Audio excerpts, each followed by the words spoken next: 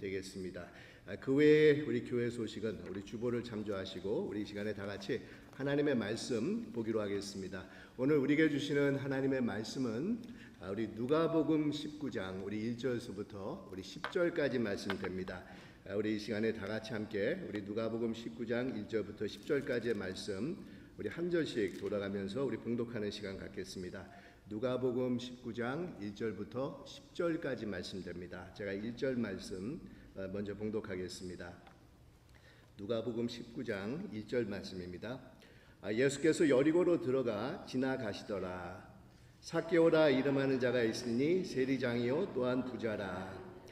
그가 예수께서 어떠한 사람인가 하여 보고자 하되 키가 작고 사람이 많아 할 수 없어 앞으로 달려가서 보기 위하여 돌 무화과 나무에 올라가니 이는 예수께서 그리로 지나가시게 되미로라.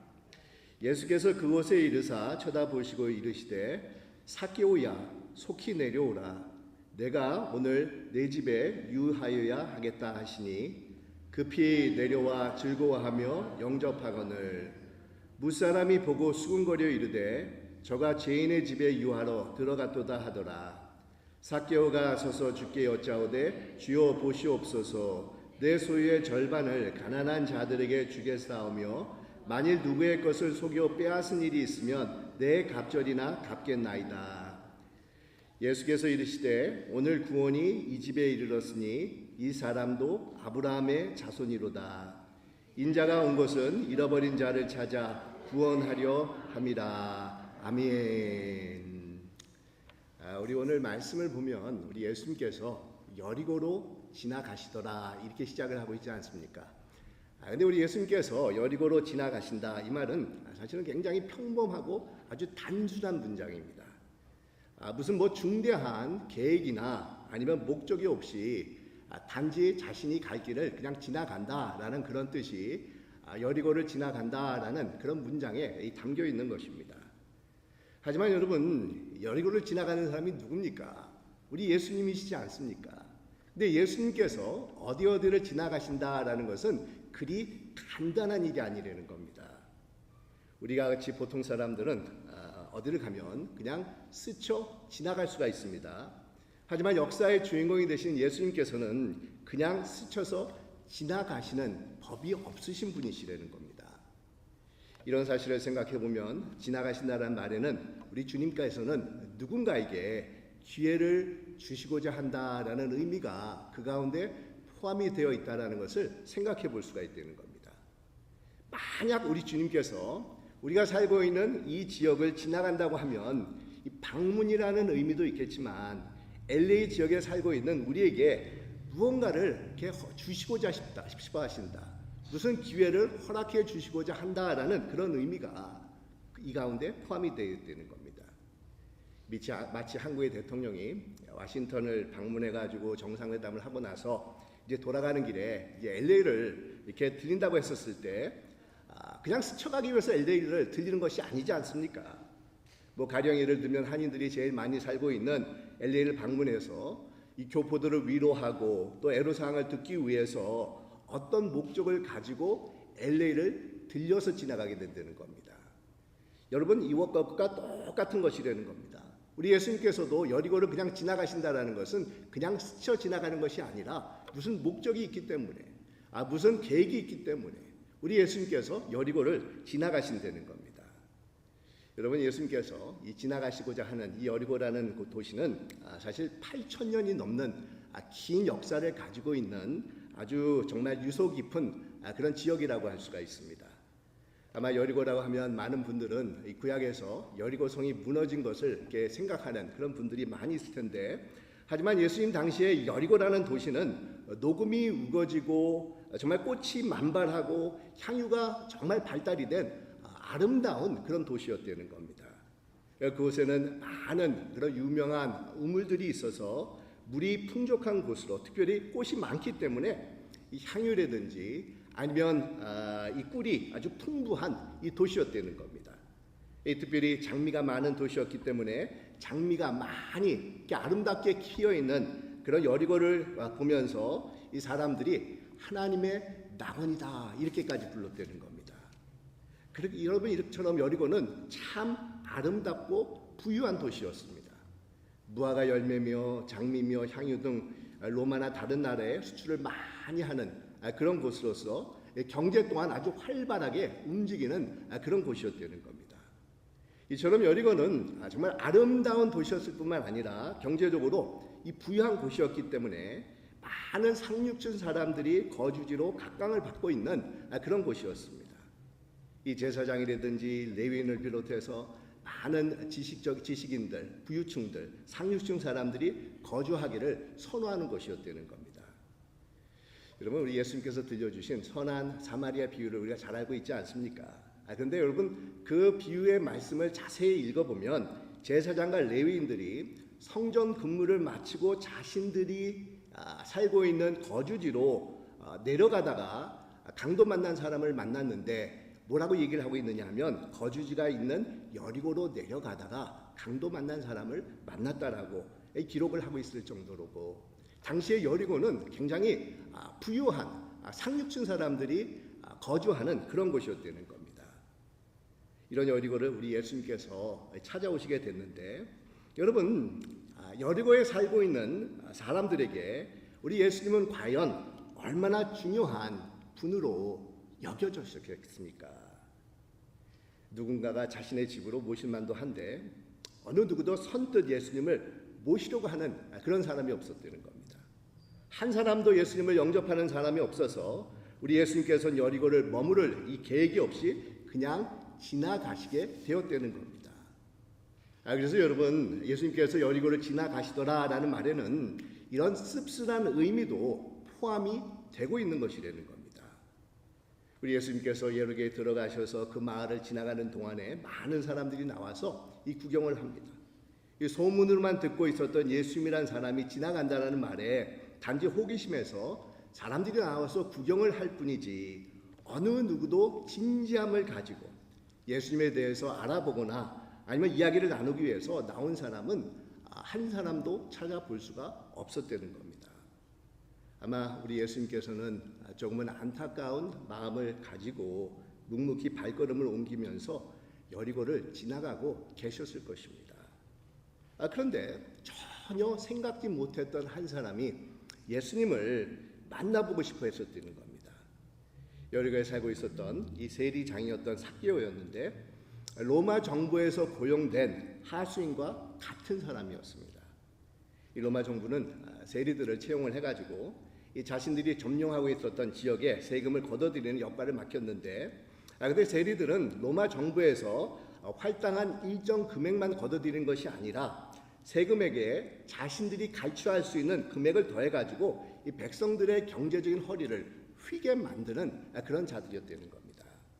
그러니 유대인들 입장에서는 나라를 잃은 것도 참 서러운데 로마 정부에게 비싼 세금을 내야 하고 그것도 모자라서 세리들의 목까지도 더해야 되니까 얼마나 백성들의 원망이 자자했겠습니까? 이런 일을 서슴지 않고 시행하는 세리들은 인간 취급도 받지 못하는 그런 자였다는 겁니다. 그런데 여러분, 이 삭개오는 세리들 중에서도 세리장이었습니다. 아마 여리고 지역의 세리들의 총책임자가 삭개오였을 것이라는 겁니다. 세리라고 하면 진절머리가 나는데 그들 중에서도 우두머리가 되는 사람이 삭개오였다는 겁니다. 이런 삭개오는 상당한 부와 이 권력을 소유한 사람이었습니다. 아마 사람들에게 따돌림을 받는 것 외에는 남부러울 것이 없었던 그런 자가 삭개오였을 것이라는 겁니다. 근데 바로 이런 삭개오가 예수님을 만나보고 싶어 했었다는 겁니다. 예수님과 그를 따르는 무리들이 여리고를 빠져나가는 지점까지 오게 되었습니다. 그리고 거기에 서 있는 우리 옛 성경에 보면 뽕나무라 이렇게 번역을 했었는데 요즘 성경에는 돌 무화과 나무라고 번역한 나무 밑까지 예수님께서 오게 된 것입니다. 그러면서 예수님의 발걸음이 거기에 멈춰지게 됩니다. 그리고는 나무 위를 올려보시면서 말씀하시는 겁니다. 여러분, 우리는 일반적으로 길을 걸어갈 때 보면은 나무를 쳐다보는 사람은 그리 많지 않을 것이라는 겁니다. 그런데 우리 주님은 걸음을 멈추시고 그 나무 위를 의도적으로 올려다 보신 것입니다. 예수님의 관심이 그 위에 쏠려 있었다는 겁니다. 그리고는 나무 위를 보시면서 말씀하시지 않습니까? 삭개오야, 속히 내려오라. 오늘 내가 너희 집에 거해야 되겠다. 이렇게 말씀하고 계신 것입니다. 자, 이런 소리를 들었을 때 삭개오의 반응이 어땠겠습니까? 너무너무 기뻐가지고 어찌할 바를 몰랐다는 겁니다. 어떻게 나무에서 급하게 내려왔는지 모를 정도로 이 주님을 모시고 자기 집을 향해서 아주 씩씩하게 걷기 시작을 합니다. 삭개오는 예수님이 여리고로 들어오셨다는 소식을 듣고 그의 마음속에는 예수님에 대해서 알아보고자 하는 간절한 마음이 있었지만 어떻게 해야 될지 대책이 서지 않는 그런 상황이 있었다는 겁니다. 삭개오의 마음속에는 망설임이 있었다는 겁니다. 한편으로는 예수님을 꼭 만나보고 싶어 했지만 또 다른 한편으로는 대중 앞에 나 같은 사람이 어떻게 떳떳하게 나가서 예수님이라는 사람을 만나볼 수 있을까? 이러지도 저러지도 못하는 그런 고민을 하다가 삭개오가 결단을 내린 것입니다. 이번 기회에 놓치지 않고 꼭 예수님을 만나야 되겠다라는 강렬한 그런 마음을 가지고 예수님을 만나러 나온 것입니다. 그러면서 예수님께서 가시는 길을 앞질러서 마을 모퉁이에 세워져 있는 나무에 올라가서 예수님을 기다리고 있었던 것입니다. 여러분, 이 삭개오가 이 세리 장이었다라는 것을 보아서 나이가 결코 적지 않는 그래도 연륜이 꽤 많은 그런 상태가 아니었는가 이렇게 생각을 해볼 수가 있습니다. 또 키가 작다고 했는데 키가 작은 분들은 조금 오해하지 말고 들어주시기 바랍니다. 저도 키가 작은 편에 속하는데 아마 키가 작았기 때문에 조금 몸이 뚱뚱하지 않았나 이렇게도 생각이 듭니다. 그런 그가 동네 아들처럼 나무 위에 올라가 앉아 있었다는 것은 나이 든 어른이 그것도 부와 권세를 가지고 있었던 자가 쉽게 할 수 있는 일은 결코 아니라는 겁니다. 아주 대단한 결단과 의지가 없이는 할 수가 없는 그런 일을 삭개오가 했다는 겁니다. 여러분, 이런 모습 속에 삭개오의 인간적인 고뇌가 담겨져 있고 무슨 이유인지 모르나 주님을 알고자 하는 강렬한 열망이 있는 것을 우리가 한번 생각해 볼 수가 있습니다. 이 삭개오가 나무에 올라간 이유를 성경에서는 예수님께서 어떠한 사람인가 보고자 하여라고 이렇게 설명을 하고 있는데, 여러분, 예수님께서 어떠한 사람인지 보고자 한다라는 것은 그냥 자신의 동네를 유명한 사람이 지나가기 때문에 단순히 군중 심리를 가지고 그 유명한 사람을 한번 보고 싶어 한다라는 그런 뜻이 아니라는 겁니다. 그 사람을 1대1로 만나고 또 교제하고 싶어서 예수님을 만나고자 했다라는 그런 뜻이 된다는 겁니다. 그러니까 주님이 어떤 분이신지를 정말 간절히 만나서 대화를 나누고 싶어 했다는 겁니다. 인격적인 교제를 삭개오가 나누고 싶어 했었다는 겁니다. 그런데 주님께서 삭개오가 나무에 있는 것을 보고 그의 집으로 가자고 했었을 때 뒤에서 사람들이 수군거리는 그런 소리가 들리기 시작을 합니다. 아마 예수님께서 들으셨을 것입니다. 삭개오도 물론 들었을 것입니다. 저 예수라는 사람이 죄인의 집에 들어가서 함께 하려고 한다라는 비양거리는 소리를 다 들었을 것이라는 겁니다. 예수라는 사람이 과연 저 사람이 누군지 알기나 아는가? 로마의 앞잡인데 백성의 피를 빨아먹는 착취자인데 라는 그런 비양거리는 소리를 아마 들으면서 우리 예수님께서는 삭개오의 집에 가려고 걸어가고 계셨을 것이라는 겁니다. 하지만 우리 예수님은 이를 개의치 아니하고 삭개오의 집을 향해서 걸어가신 것입니다. 걸어가면서 우리 예수님과 삭개오가 무슨 대화를 나눴겠습니까? 조용히 앞만 보면서 두 사람이 묵묵하게 걸어갔겠습니까? 아니면 무슨 이야기를 서로가 나누었겠습니까? 만약 여러분 같으면, 여러분이 삭개오였다고 하면은 예수님과 같이 걸어가면서 무슨 대화를 나누셨겠습니까? 집에 도착하자마자 삭개오가 우리 주님께 한 말을 보면은 오면서 둘이 어떤 이야기를 나눴었을까라는 추측을 해볼 수가 있는데, 아마 이런 얘기를 아마 서로가 나눴을 것이라는 겁니다. 주님께서 어떻게 저를 발견하실 수가 있었습니까? 어떻게 제 이름을 아시고 부르실 수가 있었습니까? 정말 제가 주님께서 부르셨을 때 놀랐습니다. 참으로 저는 주님을 간절히 만나기를 원하고 있었습니다. 저희 집에 오시는 것이 너무너무 영광이지만 이 사람들의 시선이 있는데 그래도 괜찮으셨습니까? 아마 이런 등등의 대화를 나눴을 것이라는 겁니다. 그러면서 서로가 대화를 나누는 동안에 우리 주님의 따뜻한 사랑의 마음, 이 버림받은 자들에게 용기를 주시고 새로 시작할 수 있도록 격려해 주시는 우리 주님의 위로의 마음이 삭개오의 마음에 전달이 되고, 또 이것은 말할 수 없는 감동으로 삭개오의 마음속에 다가왔을 것이라는 겁니다. 여러분, 말 한마디가 인생을 바꿔놓을 수 있는 힘을 제공합니다. 한마디 말이 상대방에게 희망과 용기를 불어넣을 수 있고 생명의 기운을 넣을 수도 있다는 겁니다. 저도 이야기를 나눌 때마다 되도록이면 한마디라도 격려와 용기를 주려고 노력을 하지만, 사실은 오랫동안 써왔던 그런 습관 때문에 쉽지 않을 때가 참 많이 있습니다.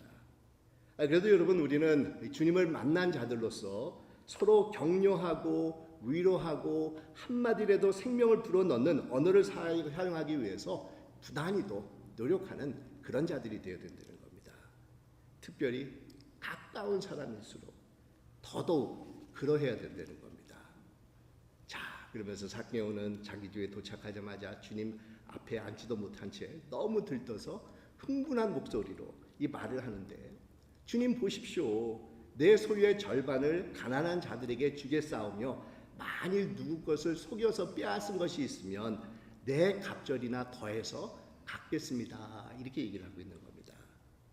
여러분, 이 말은 주님과 단둘이서 그냥 은밀한 가운데서 나눴던 얘기가 아니라 우리 예수님의 제자들도 거기 있었고, 또 삭개오의 가족들도 거기 있었고, 또 그 집에 일하고 있는 많은 자들도 함께 있으면서 주님께 전해준 그런 말이 되는 겁니다.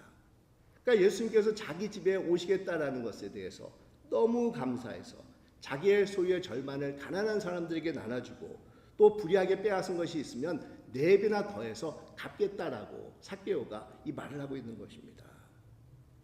여러분, 여기서 누구 것을 속여서 빼앗은 일이 있으면 이란 말은 우리 말로는 이 가정의 뜻으로 이렇게 이해하기 쉬운, 사실은 긍정하고 있는 표현이라고 볼 수가 있습니다. 그러니까 속여서 빼앗은 일이 있었습니다라는 것을 솔직하게 고백을 하고 있다는 겁니다. 주님, 저는 지금까지 사람들을 속여가면서 살아왔습니다라고 자신의 허물과 죄를 실토하고 있는 것이라는 겁니다. 그래서 그 액수를 구약의 율법이 정한 대로 4배나 더해서 이 갚겠습니다. 이렇게 고백을 하고 있다는 겁니다. 근데 여러분, 여기서 우리 주님은 삭개오에게 어떠한 회개도 요구하고 있지 않고 있다는 사실입니다. 네가 가지고 있는 그 많은 재산을 가난한 사람에게 나눠줘야 된다라는 말씀도 우리 예수님께서 하지 않고 있다는 겁니다.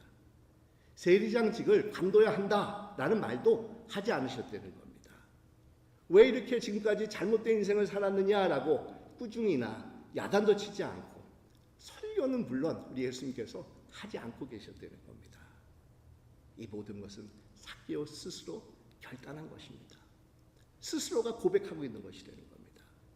근데 여러분, 많은 사람들 앞에서 자신의 허물과 죄악을 고백한다는 것은 결코 쉽지 않은 일입니다.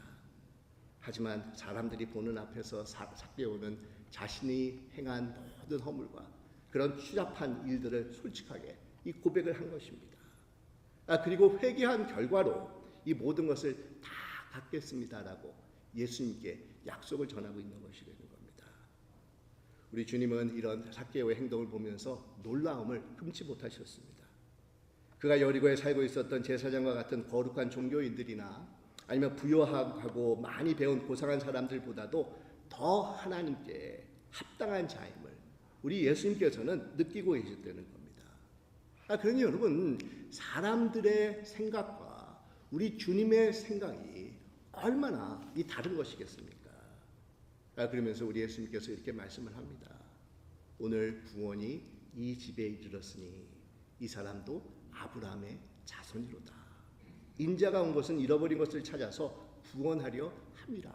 이렇게 말씀을 하고 있습니다. 이 사람들 생각에는 삭개오만큼은 유대인들이 존경하고 우러러보는 아브라함의 족보에서 빼내야 되는 그런 사람이라고 생각을 하고 있었다는 겁니다. 근데 우리 주님은 뭐라고 말씀하고 계십니까? 빼내는 것이 아니라 오히려 삭개오가 아브라함의 자손이 된다라고 선포를 하고 계신 것입니다. 그러니까 하나님 보시기에는 아브라함 같이 거룩한 자가 삭개오 되는 겁니다. 근데 여러분, 우리 예수님께서 내리신 이런 판단의 기준이 어디에 있었겠습니까? 이 제사장들이나 귀족들은 예수님께서 여리고를 지날 때 냉담함을 보여주고 있었는데 주님을 영접할 그런 기회를 포착한 사람은 삭개오였다는 겁니다. 삭개오는 자신에게 주어진 기회를 포착을 하고 다른 사람들은 하나같이 예수님을 외면하거나 아니면 뒷짐을 지면서 먼 산을 바라보듯이 여리고성을 지나가는 예수님을 정말 대하고 있었다는 겁니다. 이데일 카네기라는 분이 이런 얘기를 하는데, 좋은 기회를 우리가 인생에서 만나지 못했던 사람은 한 사람도 없다는 겁니다. 단지 그것을 포착하지 못했을 뿐이다, 이런 얘기를 하고 있습니다. 여러분, 기회가 오는 것을 우리는 기다려야 됩니다. 하지만 기회가 왔을 때 그것을 내 것으로 만들 줄 알아야 된다는 겁니다. 근데 우리 하나님께서는 우리에게 이런 은혜의 기회를 늘 베풀어 주시는 분이십니다.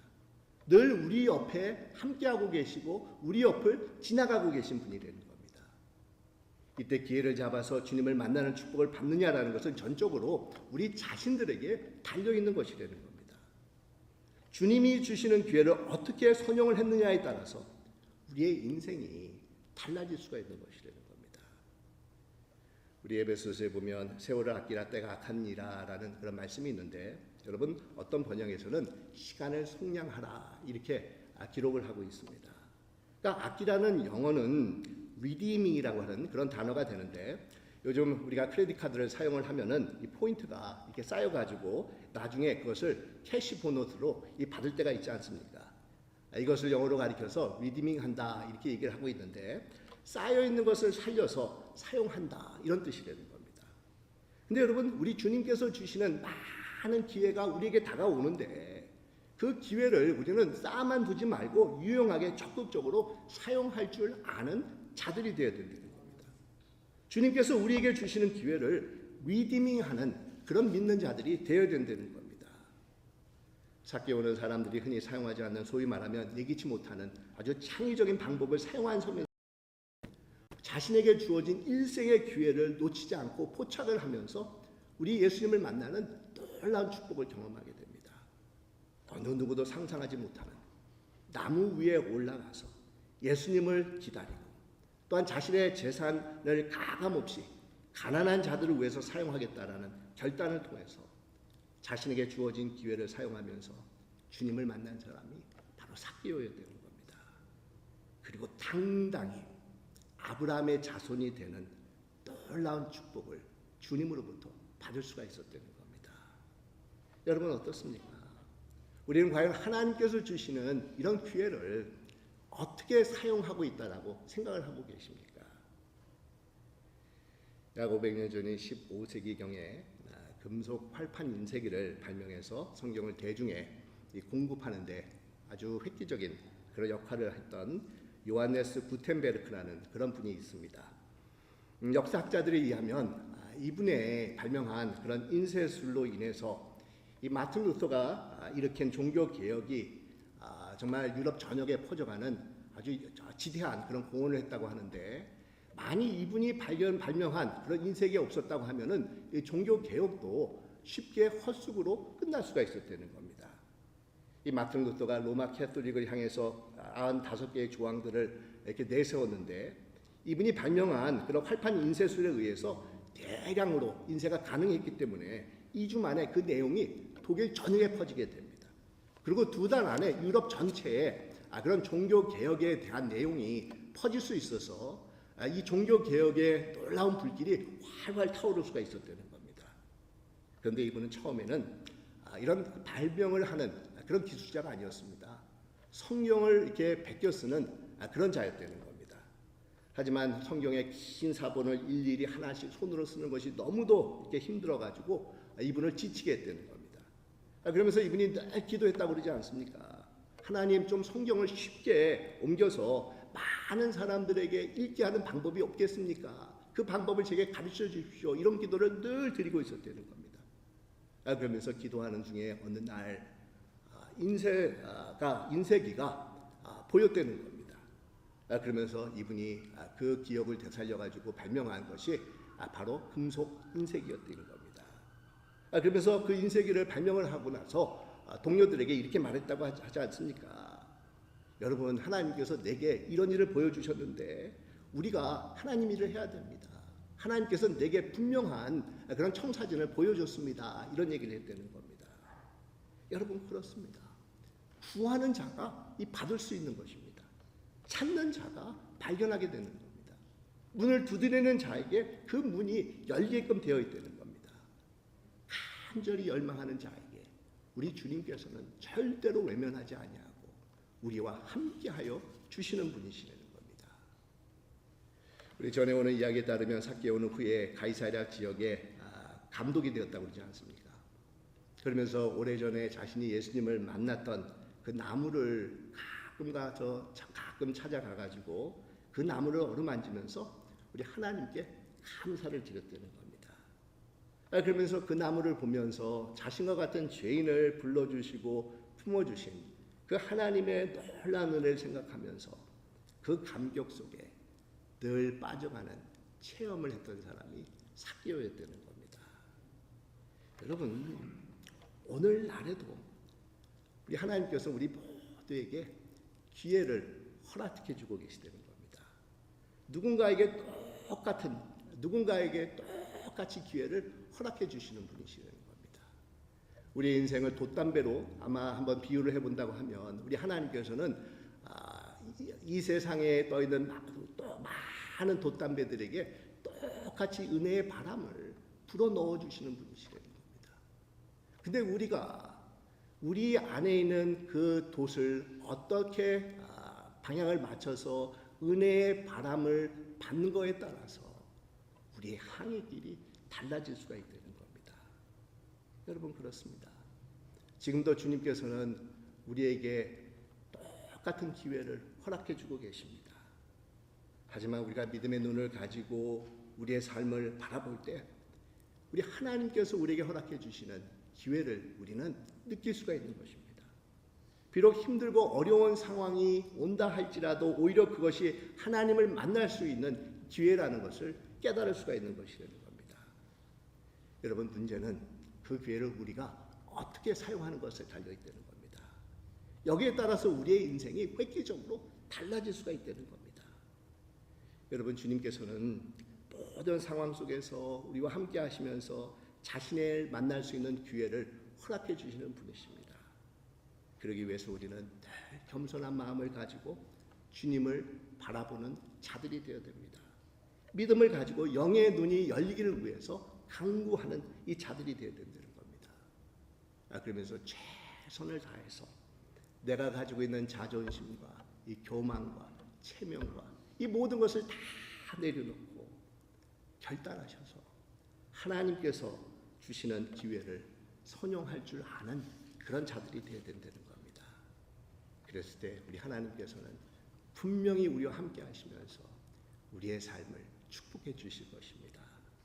여러분, 이런 놀라운 영적인 축복을 날마다 경험하며 우리 하나님께 감사를 드리는 여러분들이 되시기를 주님의 이름으로 축원드립니다. 기도하겠습니다.